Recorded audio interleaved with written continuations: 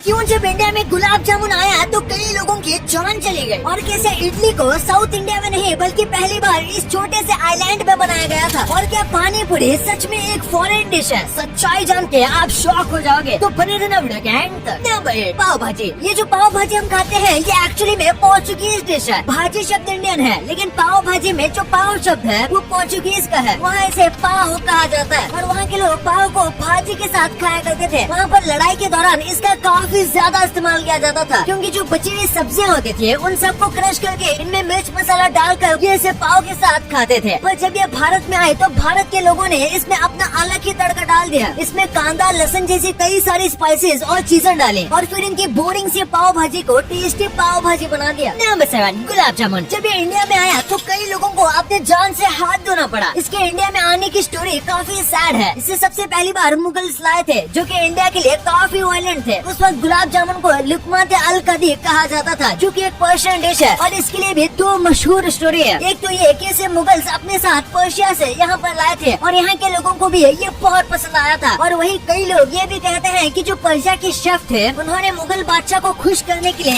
एक स्वीट बनाया था और गलती से उनसे गुलाब जामुन बन गया। हालांकि इसका कोई प्रूफ मौजूद नहीं है। नंबर 6 इडली। हमें इडली को देखकर लगता है कि ये एक साउथ इंडियन डिश है लेकिन मुझे भी अब पता चला कि हम गलत हैं। दरअसल इडली वो एक इंडोनेशियन डिश है जिसका रियल नेम है केटली। ये तब की बात है जब इंडोनेशिया में हिंदू राजा राज करते थे और उनमें से कई राजा शादी करने के लिए इंडियन वाइफ को चुनते थे। और जब वो इंडिया में आते थे तो उनके साथ ये केटली भी इंडिया में आई और इंडिया में आने के बाद इडली बनकर रह गई। और इसके कई वक्त बाद इडली और सांभर को साथ में खाना शुरू किया। और कई लोग ये भी मानते हैं कि केटली को इंडिया में राजा नहीं बल्कि अरब लाए थे। पर जैसे भी हो ये है तो इंडोनेशिया की। नंबर 5 समोसा। ये इंडियन फूड होने के बाद भी इंडियन नहीं है। इसे समोसा या समोसा कहा जाता है। ये एक्चुअली सेंट्रल एशिया का है। वहाँ पर इसके अंदर मीट डालकर खाया जाता था। लेकिन जब 10th सेंचुरी में ये इंडिया में आया तब इंडिया में ज्यादातर लोग वेज खाया करते थे और इसीलिए इंडिया के लोगों ने इसके अंदर से मीट को बाहर निकाला और आलू का मसाला भर दिया और यहीं से शुरुआत हुई समोसे की। और आज हम इसे तीखी चटनी के साथ बड़े चाव से खाते हैं। नंबर 4 राजमा चावल। पंजाब के लोग राजमा चावल को खाना काफी पसंद करते हैं इसलिए ज्यादातर लोगों को लगता है कि राजमा चावल की शुरुआत पंजाब में हुई है। लेकिन असलियत में ये भारत में उगाए ही नहीं जाते। राजमा पहले बस मेक्सिको में बनते थे और वहीं पर खाए जाते थे। लेकिन फिर जब भारत में पोर्चुगीज ट्रेड करने और कब्जा करने आए तब वो अपने साथ राजमा को ले आए और उसके बाद राजमा को भारत में ग्रो करना शुरू किया गया। और अब इसे पंजाब और हरियाणा साइड के लोगों ने अपनी डाइट में शामिल कर लिया है। नंबर 3 हलवा। भारत में अब कई सारी चीजों का हलवा बनाया जाता है लेकिन इसका रियल नाम हल्व हुआ करता था जिसका मतलब होता है स्वीट। पर ये थोड़ा कॉन्ट्रोवर्शियल है क्योंकि भारत के कई जगह पर ये बात सामने आती है कि जब पर्शियन भारत में आए थे तो उससे पहले भी हलवा खाया जाता था। इसलिए हो सकता है दोनों जगह पर एक ही वक्त में इसे बनाने की प्रथा शुरू हुई हो। लेकिन ये फूडीज के लिए आज भी काफी कॉन्ट्रोवर्शियल मुद्दा है। नंबर 2 जलेबी। जलेबी का असली नाम जुलाबिया ये जलाबिया है। ये एक्चुअली में ईरान की है जहाँ पर इसे सिर्फ त्योहारों के लिए बनाया जाता था तो उसके लिए वहाँ पर जलेबी बनते थे। और जब ये भारत में आए तो इसे हमने हमारे स्टाइल में बनाया। पहले ये थोड़ा अलग हुआ करती थी आज की जलेबी से और इसलिए कह सकते हैं कि आज हम जो जलेबी खाते हैं उसमें भारत का ट्विस्ट मिला हुआ है। नंबर 1 पानी पूरी का नाम सुनकर ही मुंह में पानी आ जाता है और कई लोगों को ऐसा लगता है कि पानी पूरी जो है वो फॉरेन फूड है। लेकिन मैं आपको बता दूं कि हमारी फेवरेट पानी पूरी पहले से हमारी थी और हमारे है। इसकी शुरुआत को लेकर हमेशा से कॉन्ट्रोवर्सी रही है लेकिन ये जो है ये महाभारत के टाइम से चली आ रही है। हाँ कई लोग ये भी मानते हैं कि इसे किसी और ने नहीं बल्कि द्रौपदी ने इसे बनाया था।